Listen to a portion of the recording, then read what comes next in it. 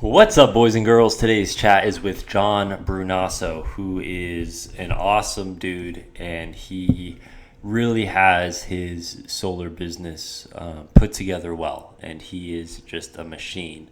And there's a lot of stuff that people can take away from this. What I love most about John is he really does have his business on almost it's like it's on autopilot. Like he is crushing it and he's making it look easy, but he's put in a lot of work over the last 5 years to do things like building a brand, networking, attending events, and things that we maybe like to neglect occasionally in the solar world. So this interview with John, this is Solar Growth Podcast number 15, and I hope that you guys enjoy.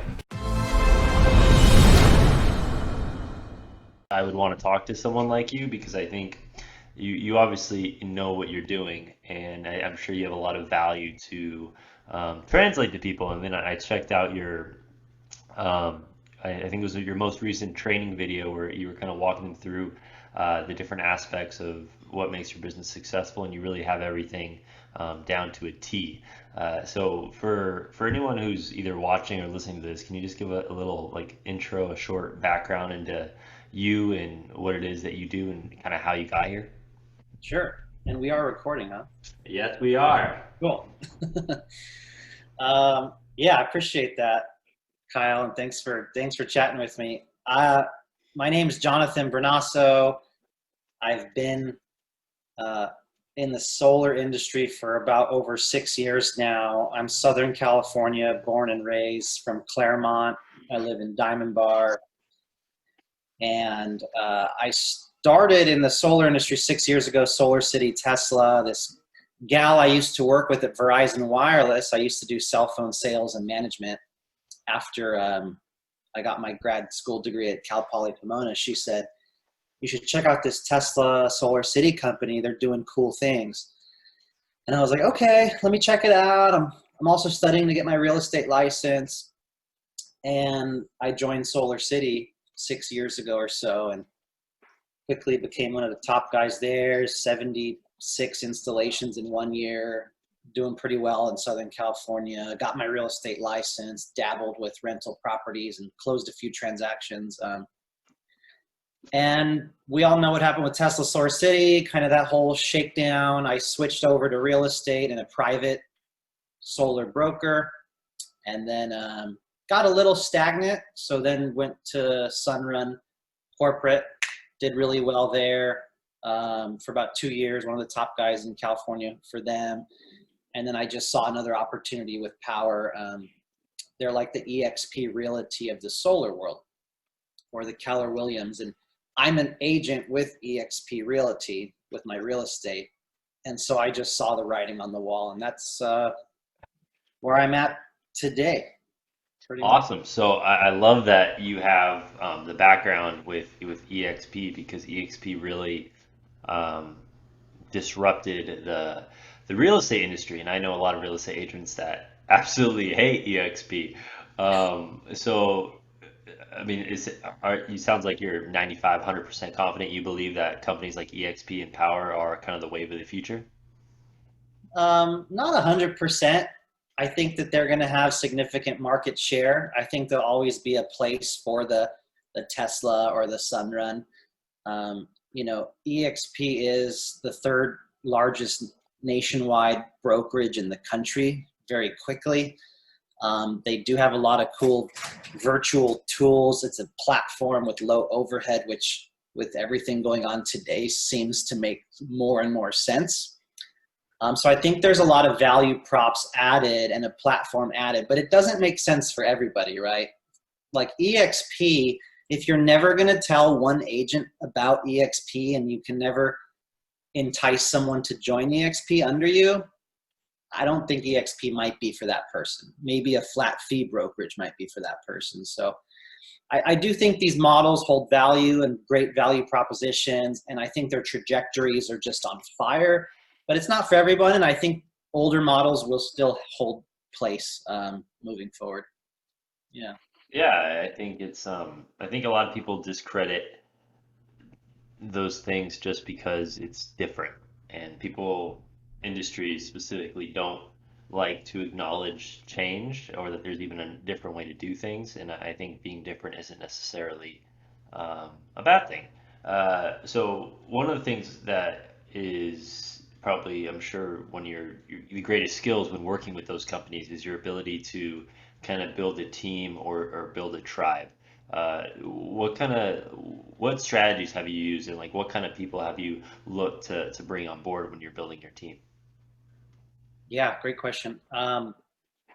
Being in the industry 6 years, I had friends at Solar City and then Tesla, even at Verizon Wireless and Best Buy, where I used to do sales and management. Verizon cell phone sales guys are very savvy salespeople. And so then I went to a private broker, and then I gained my real estate sphere and following.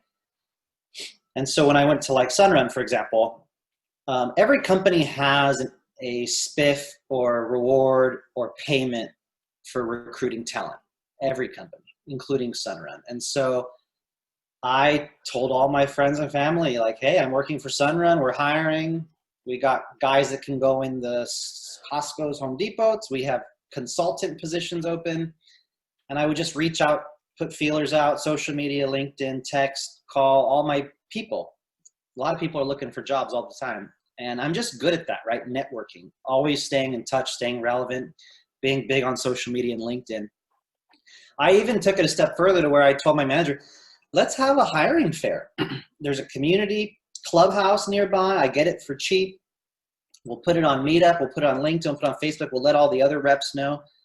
Because if we get someone to join our organization, we all benefit. We all get money and we all do better. So to me, it's like, duh, why don't we do something like this? And so wherever I go, just has this same theme and feel and touch, right?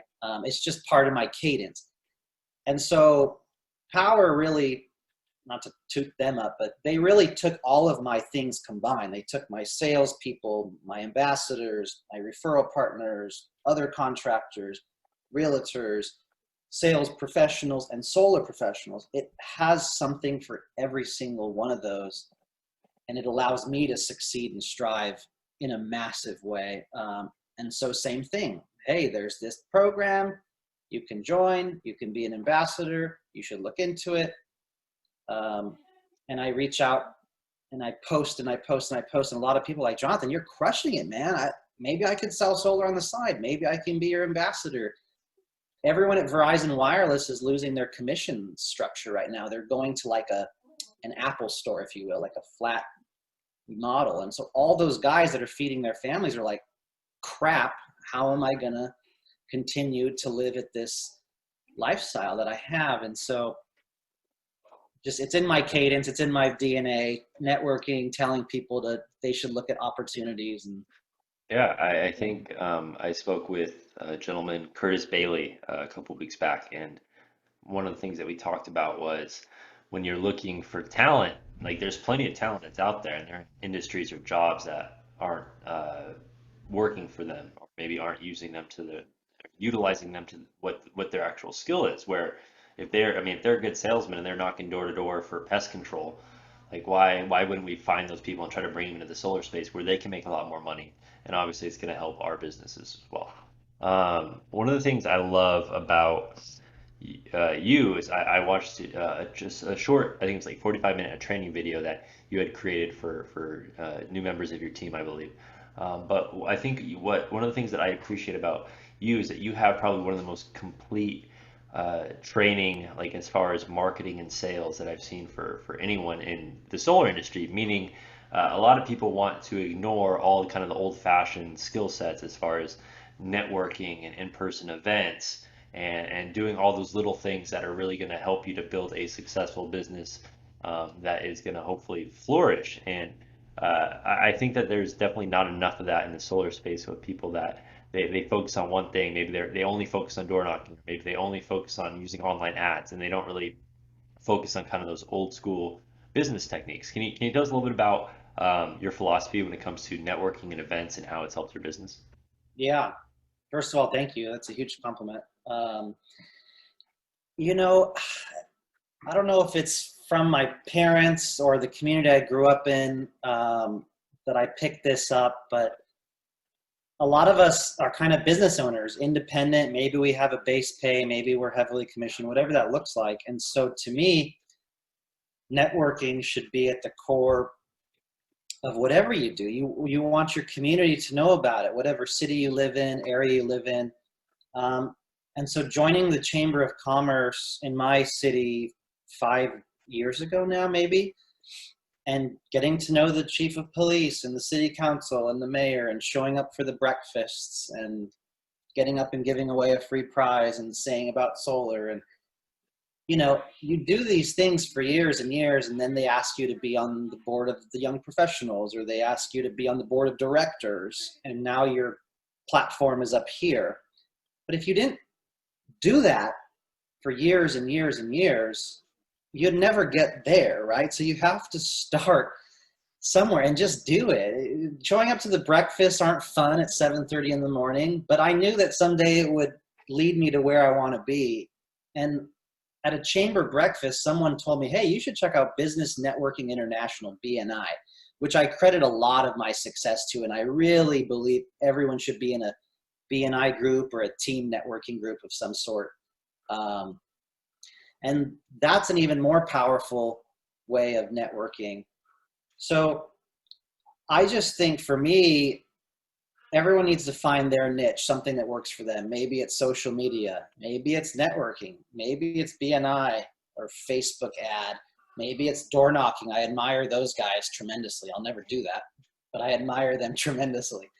And it's a necessity in our industry. So yeah, I love what you said, just the old school ways, trying different things. For me, it's really like knowing my spheres in my life, getting to know a crap ton of people, combining that with real estate, bringing it all home in social media with a platform on Instagram, Facebook, and LinkedIn where they're all going to see me, right? That age-old adage, when you see something 8 times, it finally clicks, right? The magazine, the billboard, the radio, the blah, blah. And so they're going to see me on multiple platforms multiple times, which I think is huge. So social media, and then you just couple that with the networking, the Chamber of Commerce, the BNI, and it overlaps. And you do this and you build up your book of business and your referrals, and you just do great service and great sales.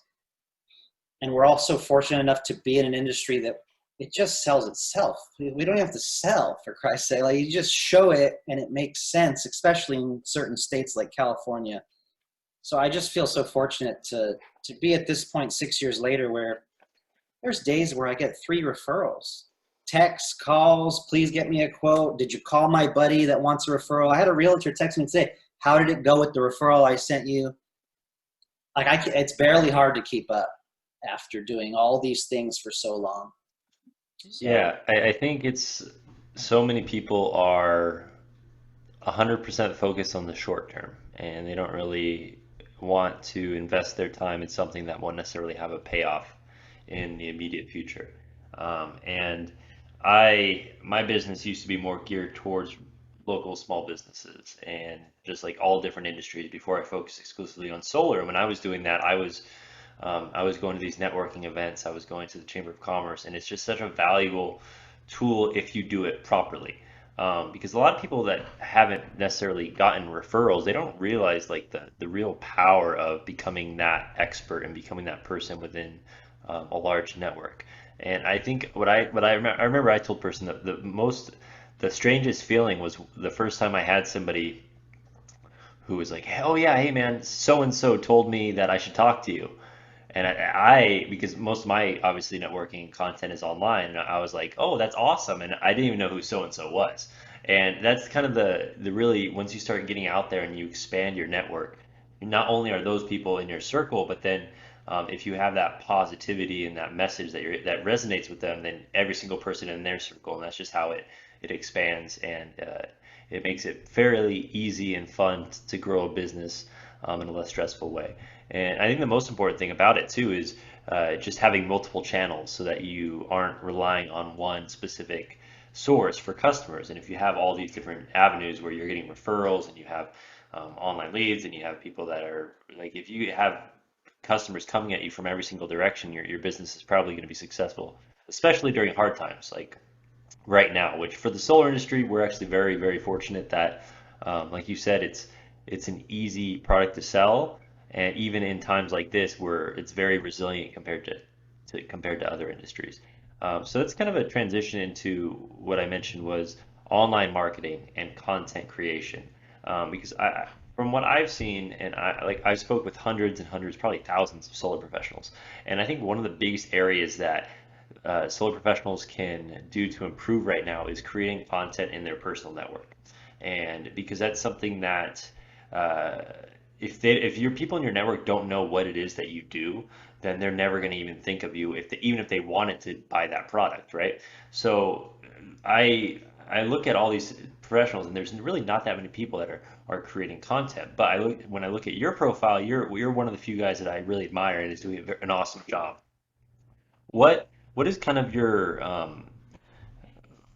what type of content do you like to create the most, and how has it helped your business? I guess my question is just what is your philosophy when it comes to creating content online?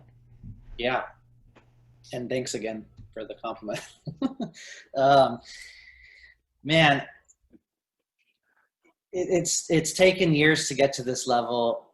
When I first tried my hand at real estate, the owner of the company sat in front of the room and said, "All you agents should be at 5,000 friends.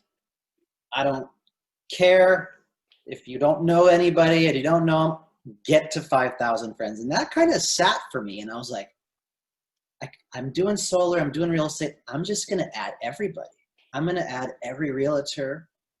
You know, I'm going to increase my sphere and get up my number of friends. And I jokingly say, I'm not there to look at my friends' cat photos. I don't go to Chamber of Commerce's to drink the free iced tea. Like, we're there to do business. I want to make money and help people with renewable energy on social media, period.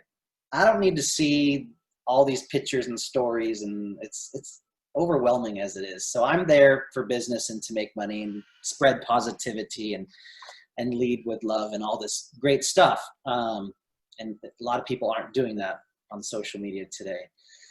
So, I just started posting and you learn as you go, right? People don't want to be sold. You don't want to come at them hard, like, you guys need to act now. It's ending now. No one's going to like that, share it, spread it at all. If you post a picture of an award or a recognition, or you say, I did great this month, you're going to get the most likes you've ever got. If you post a fun picture of a selfie, maybe with a coworker or a customer as the panels are being installed, people love that. They love to see your face. They love to see rewards, accomplishments, interesting things, jokes, right? Things that matter.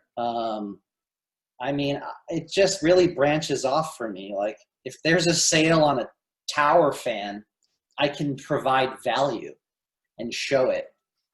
And Because it's kind of, it doesn't even have to. I mean, value is awesome, and it's obviously I think a lot of times people that don't do content marketing, one of the things that they do is they post images that's like, oh, this deal, $1,000 cash back expires in 7 days. Message me now.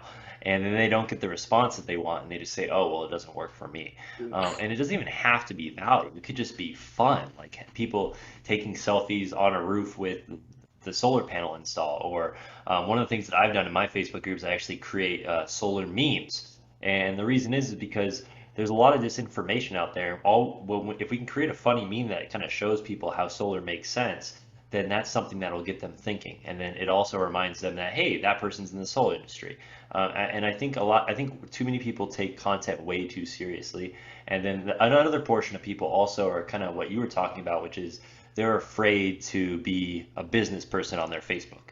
They don't want to be all business. They don't want people to feel like they're being salesy. But I think that's just part of accepting the fact that you are a business. Like, you are a person that sells, you are a person that has a brand and a company that you're monitoring. And you're right, I don't really care about people's cat photos.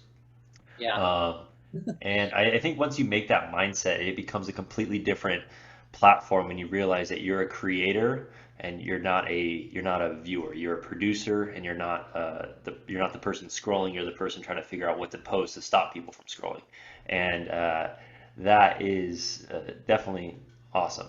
I think that's just something that not enough solar professionals do because, like you said, um, there's people out there that are everyone. I mean, have you ever met someone who doesn't want to decrease their bills? And so the fact that there's a lot of people out there that think solar is a scam, I think solar professionals should be creating content as much as possible. Yeah, that's love all that. There's two things that came to mind. I'm in community groups on Facebook, right? Diamond Bar Buzzers, Rolling Heights Buzz, Covina Buzz, or whatever. And even if you just post some valuable content, hey, this is a great nature hike. Hey, this is a great restaurant. Hey, this is so cool. And then you say, hey, I have a special for Diamond Bar. This is the thing that's zero down free information. Or I just helped this other lady with a battery and she loved it. So you provide like fun, relevant value. And then when you do eventually sneak in the interesting post or the review, people love it. I've gotten messages on Roland Heights Diamond Bar Buzzers just in the last few days of saying so and so, you help, blah, blah, blah, blah. And then the other thing I was going to say, by getting up the number of friends, you get up the interactions. Who interacts with the post? Who likes it? Who shares it? Who loves it? Um, and that way things get on more people's feed. So there's a lot of value to doing all these things over time. Yeah. Yeah, I mean, it's all about once again the long-term game where not, it's not going to necessarily result in a sale tomorrow, but it's going to hopefully result in maybe a sale once a month starting 6 months from now because you're going to have built a network that of thousands of people that know what it is that you do. They trust you, they find you entertaining, and they know that if they have a question, you're the person that they're going to go to. Yep. Um, I want to talk to you about your success because obviously you're super successful. So we were talking a little bit before I started recording, I think we're talking about your month of May, and it was something like you closed 29 deals in the month of May or something like that. Was that correct? Yes, total. Uh-huh. Okay, so what do you think was the most important? What do you think the most important aspect of your business was to accomplish that? Like, what do you attribute most to your success? Um, and in all fairness, with Power, they have a mentor program or ambassador program where someone uses you as the sales pro, the name on the contract. I have something ringing from somewhere that I don't know where it's coming from. Sorry. It's okay. I'm glad it's not on my end. So, There you go. Okay. Um, so, a decent number of those were what we call mentor deals. It's like a 50-50 split. It is my name on the contract, my HIS license or whatnot. Um, so part of being able to achieve that grand number was a lot of people used me as a mentor or just gave the lead to me. And then I closed it or sold it. So that was part of it, just to be fair. And whatever it was, 14, 16 of those were just my pure 100% deals, referrals, myself. A couple were like two or three were leases. The majority though were all finance. And so and it's the best month I've ever had. And to get to that level, it's really a culmination of the 6 years of everything we're talking about. The events, the networking, the BNI, the Chamber of Commerce, the Facebook. Oh my God, the Facebook. The past hundreds of clients that give me referrals now, the realtors I've made relationships with, the general contractor, the HVAC AC guy that just gave me 3 referrals. Like I don't mean to be boasting, but I'm drowning in like referrals right now. I have a list of 20 I haven't even called in the last week or two. It's sad. Um, And it's a stupid problem to have, but after doing it for so long, I just, and look, it's the nature of what we're doing. It's freaking California. It's hot as hell. Edison's trying to go up 14%. There's a tax credit going away. There's blackouts. The PG&E and Edison SDG&E sucks. Like, there's a law that says this thing's required. I mean, come on. I'm not the brightest guy. And like, so I've been so fortunate to be chugging away for 6 years to where when the stars align, God, on Facebook, on referrals, on all these things, that's a massive part of it. And then the second part of it is building a team with power, over 170 people total in the organization. Being able to build a team and then be a mentor on some of these deals, or have people under me like realtors and such that just give me the lead as their mentor. I'm able to capture business that way, and top of everything I've been doing.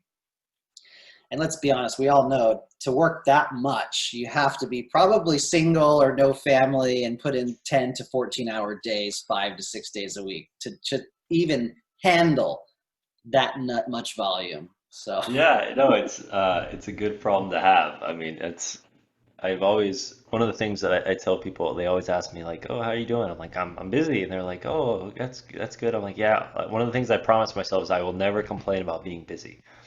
Being busy is a great problem to have. That actually is a great transition because one of the things when you're busy, obviously routines and habits and self-care is all super important. And I know that that's something that you take seriously, and I believe that you also practice meditation and obviously healthy nutrition and physical activity. What personal habits do you think have been um, the most important in enabling you to kind of perform at this high level? yeah, um, those things have been lacking lately. But it's always an uphill battle, right? You always have to try to find that balance. And it's difficult when you have months like the month of May, or what we're about to go into at the end of the year here. Um, and so breath work has been really big for me lately, really big. And you'll find me posting on my Facebook, Sunday free session, sometimes Mondays a free session. And I even have like one recorded. And it's just one of the most powerful energies to escape and free your mind and just feel amazing and declutter the energy and just change your space real quickly. And it's taken a while to build up to that level, doing some breathwork exercises and using a breathwork guru. But yeah, that's been very important for me lately. And just combining that with some music that fits that style, even if it's a diffuser, oil diffuser, or candle or something, just making sure the space is well suited, organized. Exercise has been lacking for me lately. So trying to do more of that, getting outdoors. Always going to the gym was a big thing for me, but they just closed again yesterday. So yeah, trying to diet right, juicing, um, mindfulness, definitely. Even like apps like Headspace or Calm is I used to do those quite a bit. And just getting outdoors, trying to exercise more. Biking, tennis recently. I just forced myself to pay a guy to give me some lessons with my buddy so we can get into a routine and force ourselves to work out. And it'll be on my calendar now, so I have to commit to it. Awesome. Uh, Have you ever played tennis before?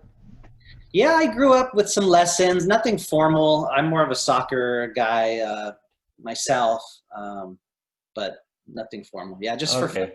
I You? played tennis in high school. Oh, Um, and I'm a very competitive person. So I remember a couple of years ago, my wife was like, "Oh, this is a hobby we can do together." And my wife has never played tennis before, so like I was trying to train her, and I just really want to just like whip it right by her, and it never worked out. And that's probably one of the main reasons is because I it's something that I've always wanted to get back into, but it's just a weird game. Because what's funny is I also play hockey, and when I play hockey. I'm like the calmest, most relaxed guy out there. Like I don't really start stuff. I'm usually the guy that's like breaking up fights and trying all that stuff. But tennis, it's like if I it's like I remember in high school, I almost got into a fight with someone on the tennis court just because when you have no one else but yourself, there's like this competitive nature that just like Ooh, goes. yeah. Um, and it's definitely a fun game for sure. Well, obviously, man, you're a busy guy. I can't thank you enough for taking the time to chat with me today. I had a lot of fun. Obviously, you're someone who has been in my network, but I haven't necessarily talked to you before, and I am excited to talk to you more in the future. For anyone who might stumble upon this video or listen to the podcast, if they wanted to reach out with you with any questions or anything like that, what would be the best way for them to get in contact with you? Um, yeah, and thankful for the time. Likewise, would love to do this again or chat on other topics in the future. I know our paths will cross again for sure.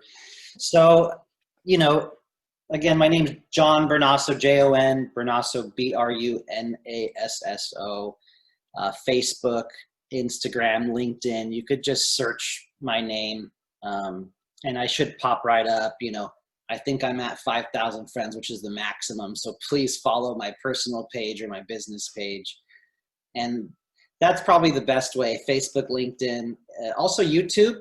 That sales training actually, Kyle, was for the whole industry. Just I am a big fan of value add, steal my posts. I don't give a crap. I don't need credit. I'm not here for credit. I don't care. Steal it, post it. You help a family, you help renewable energy. That's what matters. That's why we're freaking here. So feel free to copy my content, steal my post, reshare, whatever you want. There's some YouTube videos with some training. But those four platforms probably be the best way to find me. Awesome, John. Well, thank you so much again, and we'll have to do it again sometime.